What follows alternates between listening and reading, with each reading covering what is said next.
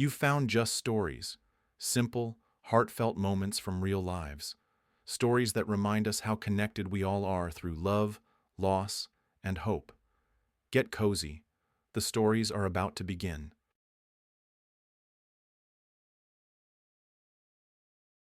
When would this whirlwind of fuss that had engulfed her days finally subside? Joanna measured life at a leisurely pace, preferring calmness. She didn't even rush to work like many others, but left well in advance to take not the shortest, but the most picturesque route, past ponds dotted with lilies, where she could treat the bold ducks to a delicacy. She admired the smooth water, the expanse of the sky, the flowers, and the street cats, and a couple of times she even ended up being late. Her friend Rita laughed good-naturedly. "You're like something from another era, Joe. You should have been born an 18th century lady, strolling with a fan, embroidering velvet with pearls, if the inheritance was good, a serene existence." "And I confess, wouldn't have said no, honestly," Joanna agreed. And so, ironically, she was about to enter into an inheritance. Her grandmother from the capital, her father's mother, who had outlived her own son by 10 years, had passed away. Joanna felt awkward about the absence of grief and confessed it to Rita. But her friend waved her hands. "Oh, come on. You're too hard on yourself. You barely knew this grandmother. Now, I had a real grandmother, a village one. As soon as someone asked her to sit with me, she'd rush over, even hitchhiking, bringing hot, fresh pies from the Russian oven. And there was so much warmth in her heart. How could I not mourn her passing when she was gone? But your Eleanor barely kept in touch with you all. You see, she didn't take a liking to her daughter-in-law." "Rita, about the departed, either a kind word or silence," Joanna reminded her. "The full wisdom sounds different. About the departed, either a kind word or silence, except for the truth. Check it if you doubt me," Rita advised. "She didn't bother to get to know you and love you. Apparently she didn't seek it. It's good that she left a will in your name. That's an act. After all, your father has some distant relatives, you said. Your Ellie could have given everything to them out of pure spite. But she acted humanely. So rejoice in your luck and remember the deceased with a kind word. Not everyone is wished such a long and prosperous life."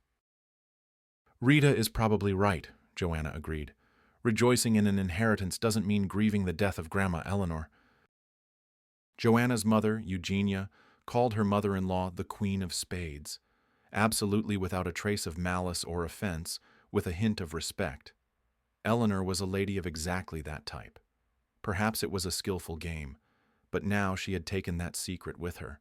She lived to 90, was married, accumulating fortune and connections with each new husband. From her first husband, she had a child, Joanna's father. "I didn't want children. You happened by chance." She decided to give birth, completely without shyness, she confessed to her son. As some distant relative told at the funeral, a week before her death, Ellie was still calling a manicurist and pedicurist. Joanna was a little taken aback by such a topic at a funeral, but Eugenia said that her mother-in-law herself would have appreciated it and wouldn't have been offended at all.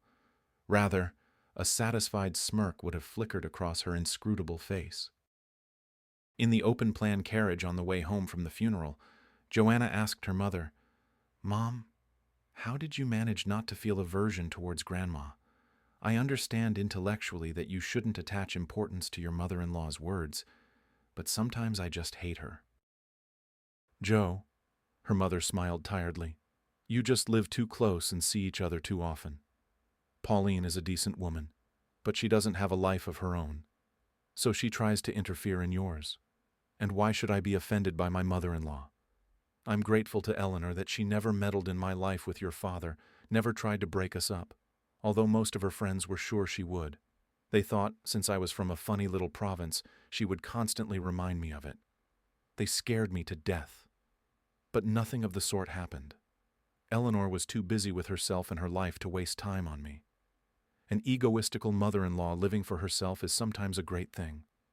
I can honestly tell everyone, my mother-in-law was very good, and for leaving her granddaughter an inheritance, I respect her even more now. Not a petty lady, and honest. She didn't maintain relations for appearance's sake, but she acknowledged you. I think she actually even liked you. Joanna hadn't seen Grandma Eleanor often, maybe 5 or 6 times in her life, and hadn't noticed that she particularly liked her. No need for any grandmas, Eleanor said when she first met her 7-year-old granddaughter. Just call me Eleanor, like everyone else. And Joanna called her like everyone else, but used the formal you. Madame Eleanor didn't say a word against that. Are you going to tell Arthur, your mother-in-law, that Eleanor left you an inheritance? Eugenia asked with unconcealed delight, sipping strong tea from a glass in a holder, as if drinking a cocktail in an expensive bar. Her mother once confessed, laughing sheepishly, that she had loved drinking tea on trains since childhood. It always tasted better to her that way. I won't say anything yet, Joanna admitted her thoughts. The will is sealed, no one knows the contents. Maybe it's just a sentimental item. I wasn't expecting anything, so I'll accept any surprise with understanding. But my mother-in-law will definitely get another reason for dissatisfaction. Suddenly I won't just be an inattentive wife and irresponsible mother, but also an unloved, unlucky granddaughter. Mother and daughter laughed softly, understanding each other. All right indeed, her mother agreed. No need to rush. What's ours won't leave us, and we don't need what's not ours. And they agreed not to touch on the subject until the will was read. But 2 days before the date set by the notary, Joanna's son Leo was hospitalized with acute poisoning. His mother-in-law screamed that the poor quality treat at a children's birthday party, where Leo had been invited, was to blame. And of course, if Joanna were a truly good mother, she would have kept an eye on the families of the children her son associated with.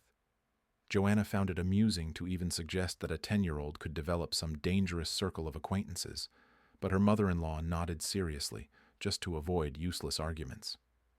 The birthday boy was Leo's good friend and classmate, Ethan. If Ethan's mother, who raised him alone without any help, bought a cake at a big discount, it didn't mean she was to blame that the cake sold in the store had expired. But however it was, Leo was in the hospital, already out of danger, and starting to get bored, and Joanna was just supposed to go to the notary for the reading of the will.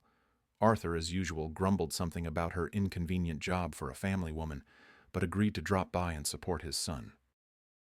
Joanna woke up very early that morning, and while coffee simmered on low heat, she twirled her train ticket in her hands and felt sad that she couldn't visit Leo in the hospital. Of course, she understood intellectually. Tomorrow, Dad would visit him instead of Mom. But it was still sad. Life flows so quickly. Soon Leo would stop being a child, would be perfectly fine without his mother, wouldn't miss her so much, and she wouldn't even have time to remember his childhood, either work or some silly urgent matters. Joanna's sad reflections were interrupted by a phone call. Joanna, the notary apologized. I'm sorry for the unpleasant news. As I explained to you, to read a sealed will, you need at least 2 witnesses, but one of them is currently ill. Nothing serious happened to him? Joanna asked. My son is also in the hospital, poisoned. I sympathize. May he recover quickly, the notary replied politely. The witness has nothing dangerous, just a fever, but in this heat, the person is elderly, worried about their health, asks to postpone the reading date, offered to move the event exactly 1 week, provided it suits you. Yes, I'll arrange it at work, Joanna agreed, not liking to be capricious or disrupt others' plans without reason. And today it's better to spend time with my son anyway, so everything is fine. Please convey my wishes for recovery to the witness. She truly didn't care about going for some ghostly inheritance while her son was in the hospital. He hadn't yet crossed that invisible barrier where the possibility of getting money becomes a justification for leaving a loved one to be bored alone. Joanna breathed a sigh of relief, drank a second cup of coffee with milk foam, and set off to surprise Leo with a visit. If her little son was still hurting somewhere, it would definitely pass after their meeting. The hospital elevator for visitors wasn't working. Joanna didn't understand how to call the side one where stretchers with patients were loaded. She generally felt extremely anxious and uncomfortable in hospitals, and considered herself one of those people who could never be medics. Joanna decided to climb the stairs to the 3rd floor she needed, on foot. On the windows between the first 2 floors, sad, withered roses greeted her. Hearing voices, she stopped for some reason, instead of going faster. The windows between the second and third floors. Her husband Arthur and mother-in-law Pauline were talking. Hearing the first few words, Joanna froze under the stairs and thanked herself for choosing silent sneakers for this trip. "Arthur, I wouldn't wish you ill," his mother-in-law insisted quietly but persistently. "I will always be on your side, whatever you decide. But now I'm asking you to take a break and not rush. Don't you yourself guess why?" "Mom, why this love for talking in riddles?" Arthur asked, lazily irritated. "What am I supposed to guess?" "That your wife might now be among the heirs after the death of her Moscow grandmother. Didn't you really think about that? How did you live to be 40 like this, huh?" "Mom, don't start. You've chosen a brilliant time and place. We're visiting my son and your grandson in the hospital, by the way." "Exactly," his mother-in-law triumphantly picked up. "Don't forget that you and Joanna have a son. I'm a living person too. I understand everything perfectly, love-struck and all that. And you know perfectly well that I don't consider it a red flag that you have a child. Leo has the right to a father until he comes of age, and to a share of your property. And so you marry this Chloe of yours. The first delights of love will pass. And what will happen? It will turn out that these alimony payments and gifts to the child annoy her, and she'll want her own child anyway. And you still have to raise Leo, and all this on just your salary. Listen, Chloe doesn't want children. She just wants to live with me without this silly game of hide and seek. A woman who doesn't want children is also suspicious. Either your beauty Chloe is a complete egoist, or she's lying to you so she doesn't scare you away." "You're our prophetess Vanga," Arthur snorted. "You know everything about everyone. You've laid everything out neatly." "Yes, I've lived longer, and I know," his mother-in-law stated with her favorite expression, which Joanna had heard from her many times and with which she had always wanted to argue. But her own family peace was more precious. "Listen to your mother for once in your life. I know grandmothers like your Joanna's was, all haughty and sniffy, but essentially just an ordinary old woman. In old age, the same thoughts come to everyone anyway. She probably wanted to be remembered kindly by her granddaughter and left something, her apartment or savings, or maybe both." "No, Mom, I don't understand now," Arthur interrupted Pauline. "You want your son to give up the woman he loves so he can use his wife's inheritance? Am I some kind of gigolo in your opinion?" "You're stupid as a teenager, in my opinion," his mother-in-law replied angrily. "You'd think you were suffering with Joanna before meeting Chloe. You just lived your lives. And with good means, you'd live even better. Less quarrels with money. I don't know. And Chloe is hardly an ideal. So I don't see the point in swapping one bad thing for another." "Did you only live with my father for that reason too?" Arthur asked sarcastically. "What does that have to do with me and your father?" Joanna started, hearing fast footsteps below. Several people were coming up the stairs, quite close now. They were walking quickly and talking quite loudly. Arthur and his mother-in-law couldn't help but hear them and stopped their conversation. Joanna decided to wait until these people were level with her. She sat down and pretended that her untied shoelace had delayed her. 2 doctors and a nurse were coming up the stairs. Joanna's shoelaces were immediately in perfect order, and she continued on her way right behind the medics. "What a decision!" her friend Rita exclaimed with bewildered admiration, hearing Joanna's story. "If I hadn't heard it from you yourself, I wouldn't have believed you'd dare to leave like that. And you even had the patience to wait almost a month. I wouldn't have lasted. I would have given myself away long ago. But you surprised me, Joe. I was sure I knew you as well as I knew myself, and you're revealing a completely unexpected side." "I didn't expect it from myself either," Joanna smiled sadly. "I like to think of myself as a delicate young lady who absolutely hates making decisions herself." "And what will you tell Leo?" Delicate young lady, Rita thought. Already? That's why I waited a month, so Leo could go to a sports camp. His friend from class recently had his parents divorce, and his dad is already living with another woman. Leo told me himself. He worries about his friend, but he understands that these things happen. "Right, he's wise beyond his years," Rita agreed. "So I thought, if I leave now, and Arthur will surely be living with Chloe, and I won't have to make up lies for my son. I'm already exhausted from waiting for Arthur to honestly say, "Now you're a well-off woman. It won't be so scary for you to be alone, and I can admit that I fell in love with someone else." But he, apparently, decided to follow his mother's advice after all. When he argued with her and played the nobleman, he simply didn't know what my inheritance was. "Stop tormenting yourself," Rita tried to stop her friend. "You're dwelling on this every day. Have some pity on yourself." "Rita, I do pity myself, and I pity this Chloe too. That's why I need just a little more time to whine, and then I'll calm down," Joanna assured her. "Why pity Chloe?" her friend snorted. "She's getting involved with a married man. Be prepared for all sorts of obstacles. I know my Arthur, well, not mine anymore, perfectly. He'll convince anyone of his feelings if he sets his mind to it. I remember that from my own experience. And Chloe was probably sure of him. But he traded her for his wife's inheritance, for the chance to live comfortably, buy a new car, for example. He's already subtly starting to test the waters, asking if his beloved little wife wouldn't like a brand new car instead of the old one. That's when I was closer than ever to giving myself away. I look at him and think, if the elevator in the hospital had been working then, I wouldn't have heard his conversation with his mother. I'd be living and rejoicing now, thinking how good everything is between us. What a close, loving family we are. And it's terrifying that I could have lived my whole life with this hypocrite and might have even thought sometimes that I was happy." "Everything is always so complicated with you," Rita shook her head. "You could have lived, you could have. If you found out everything, you'd leave yourself. You're not expecting financial problems. That's it. Live and be happy. Something tells me that Arthur's character revelation shocked you so much that you won't miss him." "Yes, I won't now," Joanna agreed calmly, "unlike mine for Leo's inheritance." "Exactly," Rita raised her index finger to the sky. "So there was no other option for you anyway except divorce.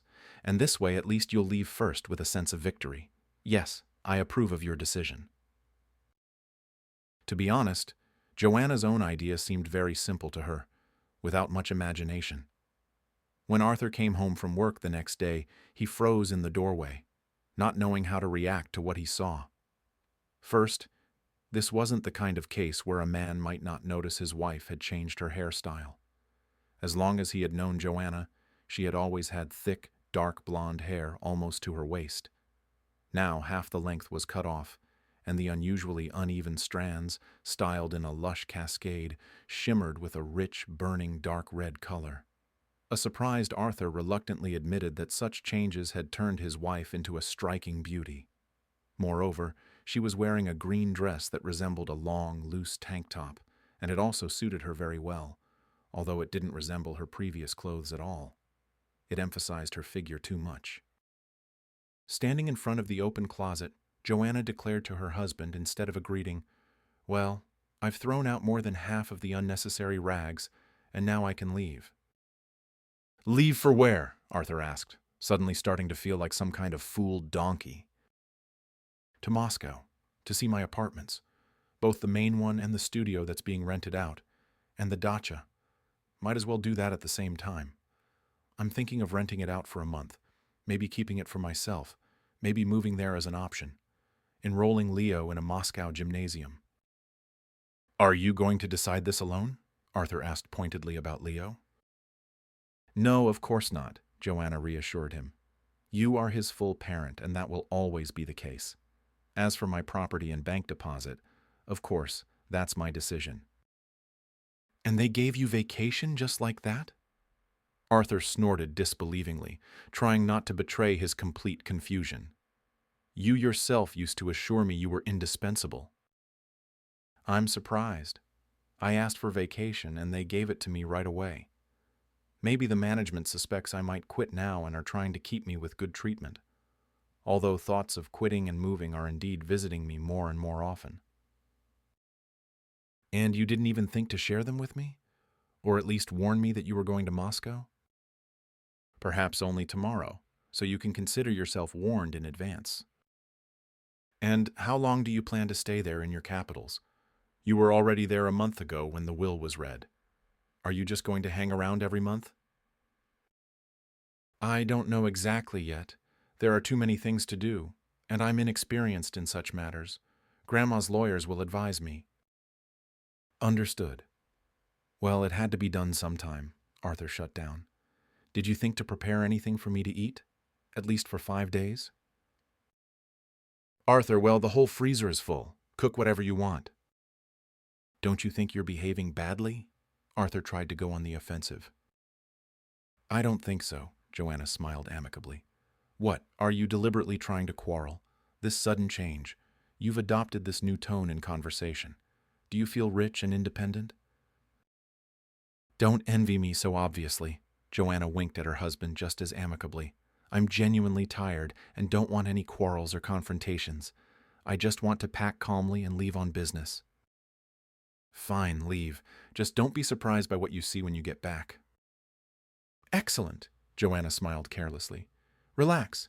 Don't be such a bore. Arthur fell silent, grumbled severely, and didn't say a word to his wife until late at night. He sat down at the computer to play his favorite strategy game, which she couldn't stand, considering it too aggressive. Joanna paid no attention to anything, packing for half the night. In the morning, when Arthur was still sleeping, nose buried in the pillow, he opened his eyes and saw before him a skillfully made-up Joanna in a tank top and jeans.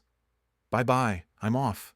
She waved cheerfully in front of her husband's nose, grabbed her rolling suitcase, and walked towards the front door with a dancing gait. Even the creak of the key in the lock seemed mockingly cheerful to Arthur. She was happy to be leaving, and she didn't even try to hide it. Had she managed to meet some old Moscow geezer at that funeral? Did she imagine herself a femme fatale? And just to tolerate these antics, he had been making up excuses not to see Chloe for the past month? What a fool he was after this. Chloe, what are your plans for today? Arthur asked tenderly a couple of minutes later, sighing resignedly into his mobile phone. Joanna was seen off at the station by her mother and Rita. Without conferring, they weren't in a hurry to leave, watching the train for a long time, even when there was no sound or trace of it left on the horizon. Maybe we should get a pie, Rita, her mother suggested hesitantly to her friend. Or do you also think station pies are poison? In my day, they called them sick makers. Oh, Aunt Eugenia, Rita confessed, I love sick makers. Eating the pies wrapped in flimsy napkins, they talked about Joanna. I never would have thought our Jo was so brave, Rita continued her confessions. You were much more spirited in school, too. I'm only more spirited for show, but in reality I'm just louder, like an empty drum, Rita laughed. I'm even scared to think what I would do if I were in a situation like Joanna's. I'd definitely throw a silly, loud tantrum, give my husband a reason to be glad that such a hysterical woman was leaving him. After all, if a girl is having hysterics, it means she's still hurt. I couldn't have played the carefree heiress who doesn't care about her husband like that. But Joanna could. Yes, but in reality it was very hard for her, I know, Aunt Eugenia sighed. My only hope is that a change of scenery will help her cheer up. She's been dreaming of traveling for a long time, but something always got in the way. Arthur was always content with fishing trips and visits to friends' dachas. Leo goes to sports camps, and my daughter kept postponing her life. You see how lucky it is that Grandma decided to leave everything to Joanna, Rita picked up. What if your Queen of Spades was a real witch and foresaw and knew everything? Eleanor could do that. Aunt Eugenia nodded with a smile. She had never felt aversion towards her mother-in-law, and now she remembered this original personality with even more fondness. How did Eleanor manage it? She always did everything her way, only considered herself. But no one was angry with her, and all her ex-husbands wished her a happy new year. A witch, definitely a witch. It's funny to say, but it was the first time in her life Joanna had traveled in a compartment carriage. She handled the journey perfectly, was absolutely unpretentious, and didn't demand comfort. She liked fellow travelers, as long as they weren't aggressive. But suddenly, out of pure curiosity, she decided to travel to Moscow in a compartment. The price wasn't that exorbitant. She wasn't planning to wander around expensive boutiques and social events in Moscow. She would indeed attend to business, and in her free time she would walk around places she knew by description from her beloved Bulgakov. She definitely had to walk around Patriarch's Ponds. Someday. She also thought that day, when they met, it was interesting. If her father had been alive, would Eleanor have left the inheritance to her son, not her granddaughter? You couldn't say anything for sure about her. None of Joanna's acquaintances had or have such an unpredictable grandmother, that's a fact. It was vacation season, so the carriage was full. From the departure station, a very young couple in love and a silent man in his 40s traveled with Joanna in her compartment. The couple was engrossed in each other and didn't stay in their seats, while Joanna was grateful to the man for being as absorbed in his thoughts as she was, and for being almost invisible. A funny ability for such a tall and thin person. Such people should probably be noisy in a confined space like a compartment. Joanna glanced back a couple of times, as if to make sure he wasn't watching her, and continued thinking her own thoughts. The further she traveled from her city, the lighter her heart became. Long journeys always calmed her down. Interesting. Were there any gypsies in their family? She should ask her mother. "Are you being met?" the compartment neighbor politely inquired when there were about 15 minutes left to Moscow. "Carry your taxi, for example? I barely have any luggage, just a light sports bag with summer clothes." Joanna smiled carelessly. "I'm going on business. So, yes, I'll be met. But thanks for the offer." Imagine they had only exchanged a few words the whole journey, and the man was offering help. At first glance, Eugenia was indeed right. The house that Joanna had recently considered her own was left behind. In Eleanor's spacious apartment, which she had initially firmly intended to sell, she settled in. Why such vast rooms if for the same money you could buy 2 cozy apartments? But now she wanted to get rid of Eleanor's apartment less and less. There was a beautiful classical kitchen dining room set up here. In old movies, people sipped tea from Chinese porcelain in such dining rooms. By the way, suitable porcelain was also available, and there were living rooms with a piano and excellent reproductions of famous paintings, the mistress's bedroom resembling a boudoir, and a study combined with a library. The thought of a hotel, which had accompanied her on the journey, receded. To her own great surprise, Joanna immediately felt at home in this apartment. She was even more astonished when she began to realize that she and Eleanor had quite a lot in common.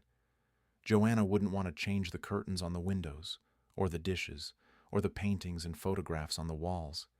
Even the books in the library that she had managed to look at seemed to have been chosen with her taste in mind. Joanna walked around the house, sat in the armchairs, and mentally thanked Eleanor. The nice studio with modern renovation, also part of Joanna's inheritance, was rented by a young married couple, pleasant people who spent most of the day at work. Joanna gladly assured them that she had no intention of selling the property, raising the rent, or looking for new tenants, and set off for the dacha. Joanna herself, and her parents too, had never had any dachas, and no one complained about lacking one. Joanna's father, Michael, used to say that in a small green city surrounded by forests and lakes, it was silly to stay in one place when you could discover new corners of nature every weekend. And they did just that as a family. But Eleanor had a dacha, and as Rita had correctly guessed, there was no talk of vegetable patches there. A vegetable garden and Eleanor. That was even ridiculous to imagine. Eleanor's dacha resembled a refuge from the world's hustle and bustle. In the depths of an old apple orchard overgrown with tall grass stood a not too well-maintained but sturdy 2-story country house, old-fashioned, resembling a small estate. Inside, it turned out to be much cozier than outside, surprising with its cleanliness and neatness. The lawyer accompanying Joanna, Mr. Brooks, even quietly apologized, noticing her surprise. "Did I forget to mention that Eleanor's housekeeper, Mrs. S., lives in the house? Former now. Forgive me. Here she comes out to meet us." "Good afternoon," Joanna said, somewhat embarrassed, as soon as she saw the woman coming down the stairs towards them. "Hello," she responded with a friendly, warm smile. "My name is Martha. Did you have a good journey? Would you like some tea, coffee, or something stronger?" "Joanna," the bewildered Joanna introduced herself. "Excuse the intrusion. I thought no one lived here anymore. And what about you?" Joanna didn't know how to ask the question that immediately came to her mind without offending the woman, and she fell silent, choosing her words. "Don't worry," Martha assured her, understanding everything at once, almost cheerfully. "Everything is fine. I'll tell and explain everything now. Let's go to the dining room." And she walked ahead, leading Joanna and Mr. Brooks. Martha was immediately likable. A lively lady in her 60s, strong and fit, radiating friendliness and warmth. "Who's driving?" She winked, immediately opening a carved wooden box. "I can treat a passenger to my signature cranberry liqueur. Eleanor really appreciated it." "I'm a perpetual passenger," Joanna smiled. "I don't drive. Treat me." "I call Mrs. S. Eleanor. I got used to it over many years. If it's unpleasant for you, I can address her properly." "No, call her as you're used to," Joanna quickly reassured her. "Excuse me, I really didn't know you were staying here after Grandma's death. No one told me anything. Who pays you? You maintain such exemplary order. How much do I owe you?" "Oh," Martha laughed, touched. "And what about me not paying anything for living here and breathing in these grand rooms, this fresh apple orchard? Didn't you think you could have asked me for payment for that? Actually, Eleanor left me some money too, and it's not a small amount for me. Wasn't it about Martha in the will? That's me. Don't you remember who got what anymore?" "I wasn't paying attention," Joanna admitted. "What a generous girl, a true aristocrat," Martha praised. "In short, and seriously, I really live here like I'm in a sanatorium. There are shops with the essentials nearby, 2 of them. And what they don't have, neighbors from the city bring me. The neighbors are good, sociable and calm. They don't meddle in anything. And our plots aren't cramped, as you can see. Just tell me, Joanna, by what deadline I should vacate the house, and when it's convenient for you to see everything and have me tell you about it. I can do it right now, but it's up to you to decide." "And where will you go if—" Joanna didn't finish. "Well, I'm not the court of Madrid to have such secrets," Martha assured her, almost cheerfully. "I'll go to my daughter in Vladimir. There's room. My son-in-law is good. I won't be a surprise to them. I would have returned there in my old age anyway. Everyone knew that. Of course, if Eleanor had lived longer, I would have worked for her for another 10 years. Although Martha was talkative, Joanna understood that the woman didn't want to leave this house. "I'd be happy to give you that opportunity," Joanna admitted, "but I'm not the kind of person who needs to hire domestic staff. I can even do renovations myself, I had to learn. Specialists charge a lot.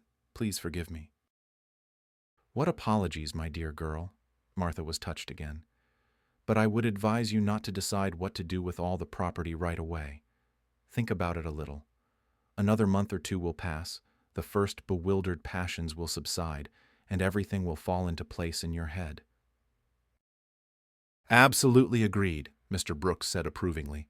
"When there's no acute need for money, that's how you should proceed."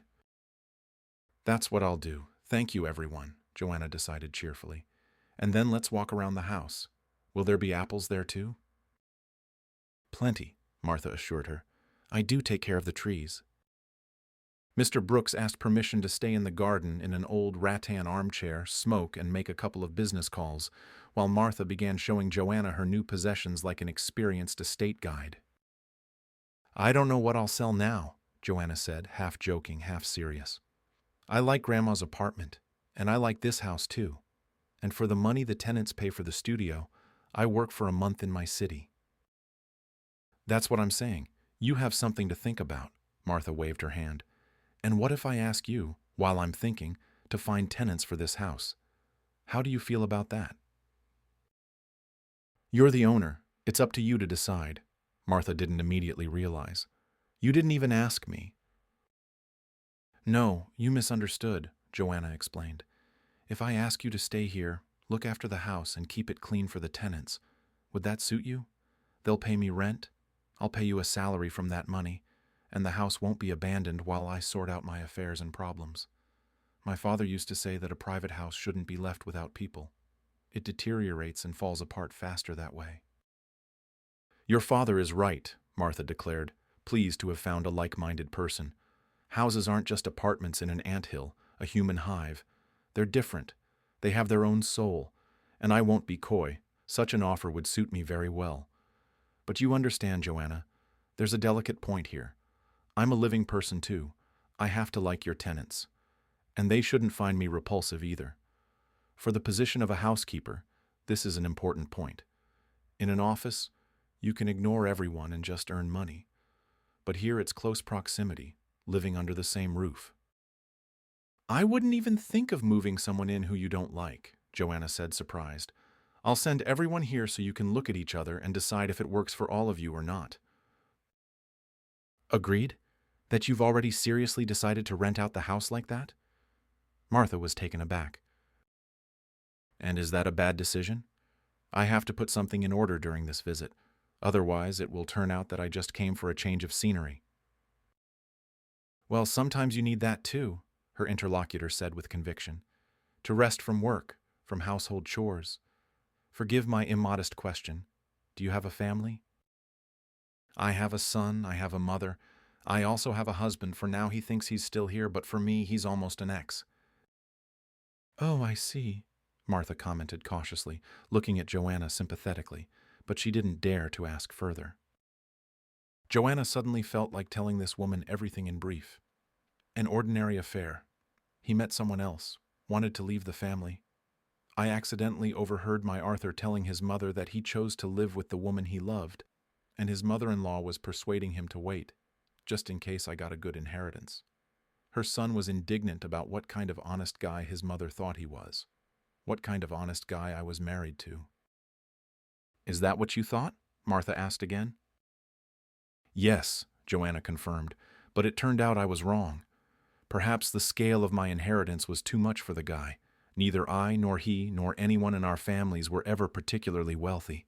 He became an attentive family man, coming straight home after work, spending weekends only with the family. He decided to give up his love. I see him wandering around sad, but he's holding on. Good for him. We need a new car, he says. So there. Alphonsus, Martha shook her head, so artistically that Joanna couldn't help but smile. And you decided not to tolerate this scoundrel?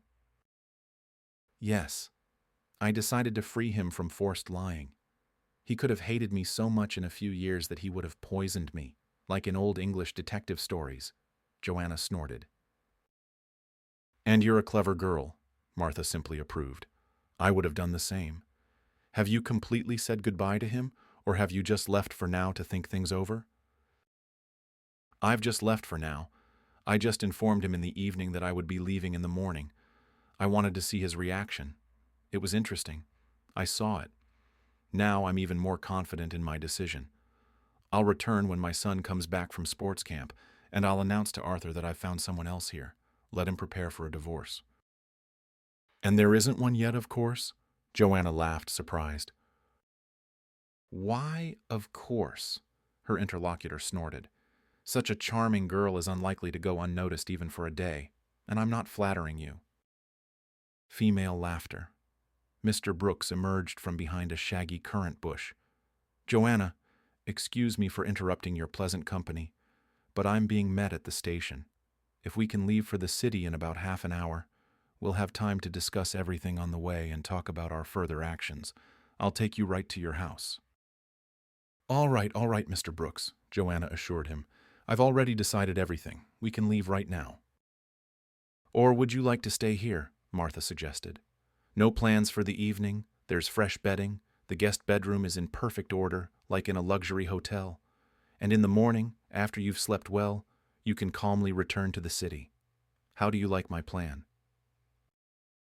Well, it's a good plan, Joanna approved. I would have been too shy to invite myself, but I'm happy for the invitation.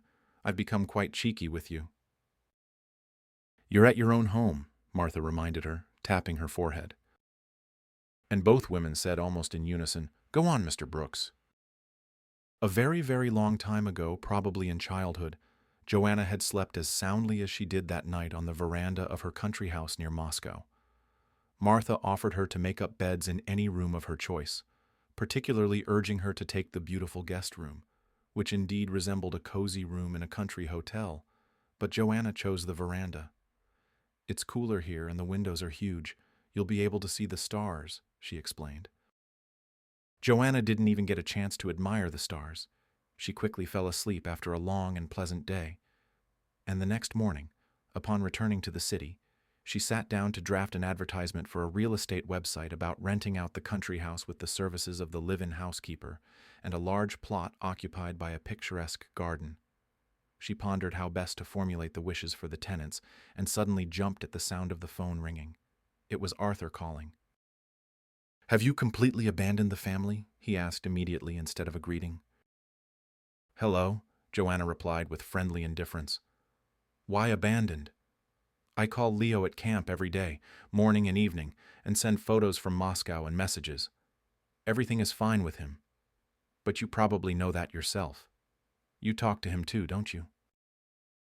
And you have nothing left to say to me?" "And you to me?"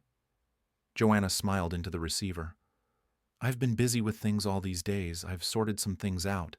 I've decided some things already. But you know what? I'll tell you about it at home, I think. I won't hang around here. I'll come back earlier if there are tickets for tomorrow. I'll take one for tomorrow. No need to drag it out." "So everything is all right?" Arthur asked, deciding to control his irritation. "Completely," Joanna confirmed. And indeed, she immediately bought a train ticket, not for tomorrow, but for the day after tomorrow. She informed Mr. Brooks about the train. He assured her that she could leave with a light heart. Her personal presence in Moscow wasn't needed for now. But was she sure she could completely trust someone with something like choosing tenants for the dacha? "I plan to return soon," Joanna explained. "Maybe even for good. That's why I need to leave urgently now." "Yes, it's better not to accumulate loose ends," Mr. Brooks immediately understood and approved. "And is it likely that someone willing to rent such a large, not cheap dacha could be found so quickly?" "I wonder," she asked. "Usually not, but sometimes it happens. Well, as a last resort, in the modern world, there are video calls. If someone needs to move in urgently, you can get some idea of people that way. And I'll help you with my experienced eye too, give you my assessment, and I'll quickly draw up a contract if needed. It's a standard one. I'll also consult with Martha if anything comes up," Joanna added. "That's also a sound idea. Women in her profession often give accurate assessments of people. A good housekeeper isn't just about sweeping with a broom, as some snobs think." Joanna had nothing to add to that remark. She had never had to be a housekeeper or a snob. She called a taxi and went to say goodbye to Martha. She still needed to arrange how they would choose tenants, as Joanna didn't particularly like sharing her thoughts over the phone, preferring to do it in person. "Joanna, don't worry," Martha assured her.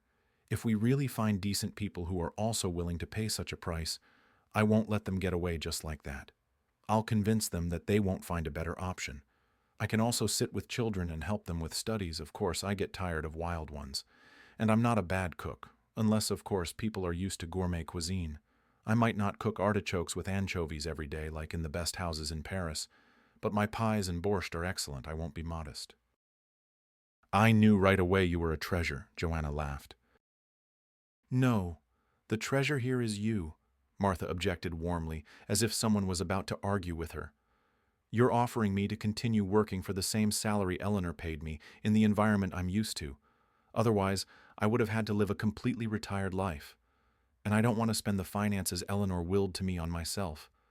I'd rather help my daughter's family. And I can still earn for myself for now. I go on vacation to the sea every year during the velvet season. I would be sad without the sea. So thank you, Joanna, and I'll try to justify your trust. Why do you look so tired?" "I'm not tired. I'm just a little afraid of returning home," Joanna admitted. "I've decided everything, and now I'm scared. I'm used to not quarreling with anyone, not getting involved in adventures. And now I'm pretending to be a fiery redhead, a decisive heiress, but I'm just an ordinary provincial coward." "You're an inventor," Martha admired. "With your idea of telling your husband you're like Eleanor, you know. She also liked to invent things about herself, and everyone believed her, and everything worked out perfectly. So I'll be waiting for you here with your son and mother and holding on to decent tenants so they don't get off the hook." Joanna decided to inform Arthur about her arrival time. It wasn't in her plans to meet Chloe, who might well be in the apartment next to Arthur. "Do you want me to meet you at the station?" Arthur asked. "No need. I don't have heavy luggage. I'll get there myself. Thank you for your concern." There were notes of sarcasm in Arthur's voice, but now they only made Joanna smile. The morning before leaving, she called her mother and warned her that she would be spending the night at her place and would stay with her until she moved into Eleanor's apartment. "Are you absolutely sure you've made up your mind?" her mother breathed out. "What if Leo doesn't want to?" "Mom, let's talk at home." The apartment that Joanna had so recently considered her home greeted her with dirty floors and a pyramid of dirty dishes in the kitchen sink.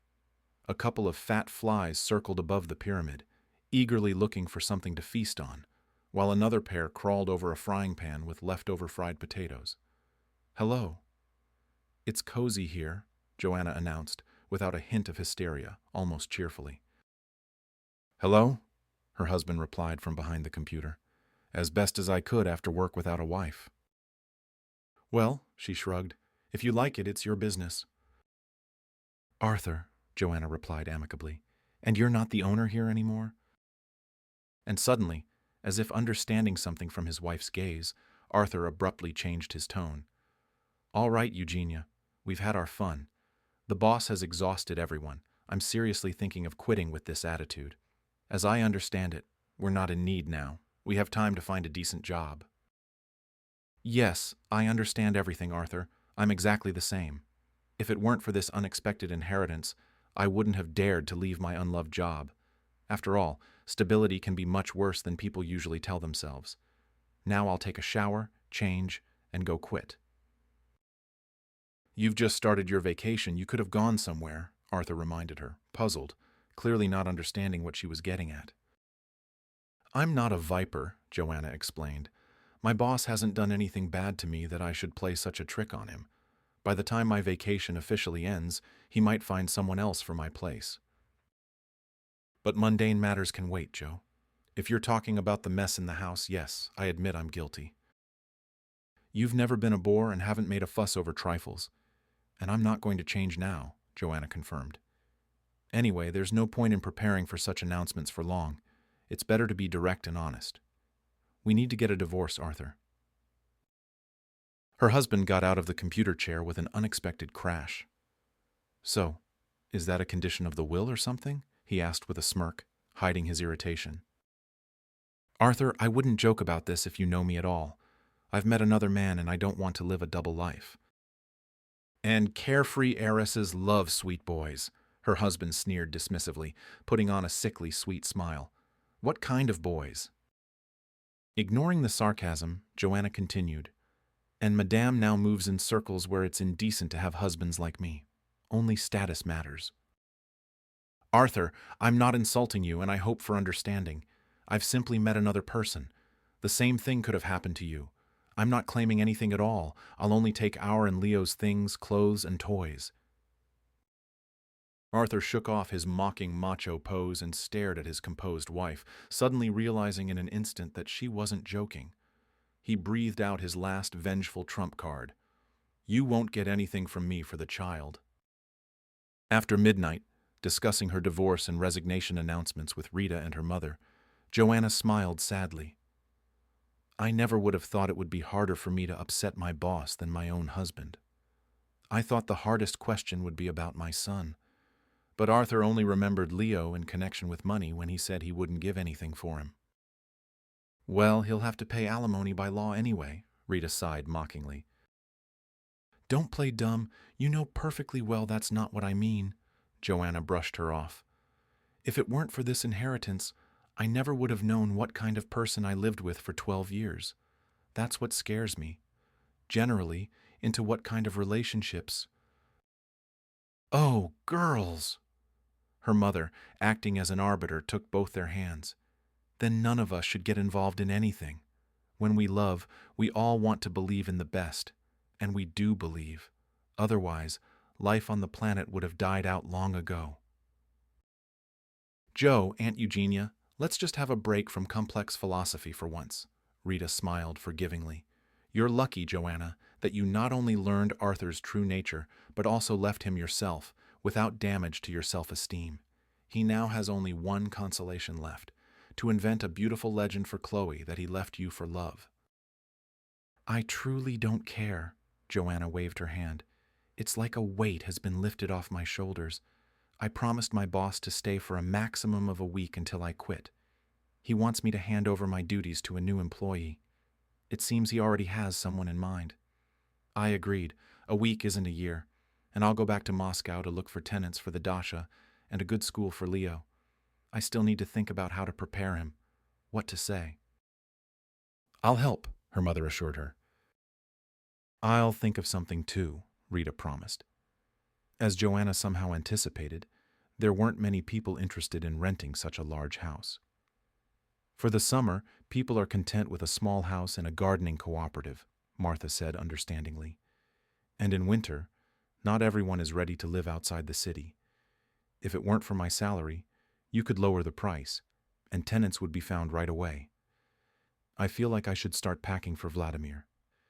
Joanna, if you miss your daughter and want to leave, just say so. Martha, Joanna asked, I told you honestly right away I would have worked for another 10 years. Martha abruptly changed course again. But so far, we haven't found a single lady willing to pay extra for a house with a housekeeper. Let's wait a little longer. Not much time has passed at all. It's too early to draw conclusions. And Martha meekly agreed to wait. Joanna spent nights either at her place outside the city or in the city apartment, walked around the city, filmed videos for Leo, whom his grandmother was supposed to bring to Moscow soon as his camp session ended. Leo was sad that his dad had almost stopped calling. A week after Joanna left, Pauline called with the aim of expressing everything she thought about their immoral little family. It turned out that Eugenia had once married a capital city golden boy, hoping for a beautiful life, but miscalculated. But her daughter decided to make up for both of them. As soon as she got her grandmother's inheritance, she ruthlessly threw out her unfashionable but honest and decent husband and the father of her child. Status didn't even stop her from doing that. Joanna's mother's voice was understanding, but tired. And Joanna, right after talking to her mother, dialed her mother-in-law's number. Pauline, if you are overwhelmed with feelings, express them to me, not my mother. She has absolutely nothing to do with this story. And even better, shift your attention to your son. A strange silence from her mother-in-law ensued, and suddenly a silly, childish prank came into Joanna's head, and she added after the prolonged pause, Do you really think I don't have the means for a private investigation? This is regarding your son's honesty and decency. Pauline said goodbye in confusion. At least now she definitely won't bother Mom, Joanna justified her invention. We've got a long-term tenant lined up here, she announced in a lively voice. He couldn't reach you, your line was busy. So he called me, asked when he could come and see the house. He asked relevant questions, wasn't scared by the price, and was polite. I remembered you were coming to me for lunch tomorrow and risked setting a time for him 2 hours before lunch myself. Did I do the right thing, or should you call him back and change the time? We won't change anything. You did well. I'll come earlier, Joanna promised. Lately, so many events had happened in her once unhurried life in such a short time that Joanna wasn't at all surprised by the new little surprise. When the man who wanted to rent Eleanor's picturesque dacha got out of the car, Joanna recognized her fellow traveler, the silent neighbor from the compartment who had offered her help with her luggage when she was traveling to Moscow after the memorable conversation she had overheard in the hospital. The fellow traveler also immediately recognized Joanna, smiled in surprise, and immediately became flustered. I remember you, he said just in case, as if Joanna might not have noticed. My name is Gavin. I need a house. Everyone needs a house, Joanna smiled. How many people are you? Just one of me, Gavin replied. I already understood from the description on the website that here... Gavin said that he was an architect and landscape designer. He had his own bureau. He had been working remotely with Moscow for a long time, visiting often. He had even managed to buy an apartment here. Only it had remained empty all these years. His mother absolutely didn't want to move to Moscow, and I stayed with her. She's not the kind of person to live alone after her father's death, and I don't need it. I'm mobile. I used to come to the capital on business trips, did everything, and went back. And recently she passed away. I decided to move here permanently. And suddenly I realized that I'm not an apartment person. I want to live in a house outside the city. I bought a plot, and I'm building a small house with a pond there according to my own design.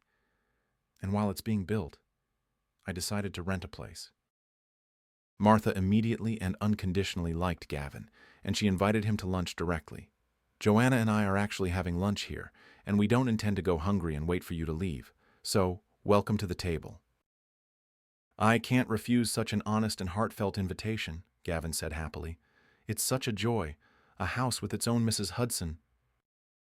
After lunch, having arranged the time for signing the contract, Joanna walked the tenant to the gate and couldn't resist remarking, "On the train you seemed like a very silent person, and now it turns out it's the opposite." "Yes, I'm a chatterbox," Gavin admitted with a smile, when not at work. "And you seemed very focused on the train then, immersed in serious problems, so I didn't bother you with conversation, although I really wanted to get to know you." "Well, you are perceptive. You're a dangerous person." Joanna also couldn't help but smile. Now is a much better time than I really wasn't up for anything or anyone. A year later, visiting her daughter and grandson in Moscow, Eugenia, chuckling good-naturedly, told Joanna simple news about mutual acquaintances. "I don't know from whom, but Pauline heard that you were indeed going to marry a gentleman from the capital, that I was invited to the wedding." And then she just burst. "Is she calling you again?" "No, she doesn't call me. When she sees me, she crosses to the other side of the street. My friend Irene, it turns out, works with her new daughter-in-law, Chloe. She says Chloe looks sad now. Her mother-in-law told her to her face that she ruined her son's life, that he could be living in a huge apartment in Moscow or a mansion of his choice right now. And because of Chloe, the family destroyer, he's now forced to languish his whole life." In short, Pauline said a lot of nonsense in her usual style. Everyone sympathizes with Chloe now, of course, except for those who are gloating that she shouldn't have gotten involved with a married man. "I'm on the sympathetic side," Joanna declared. "If it weren't for Chloe, I wouldn't have met Gavin."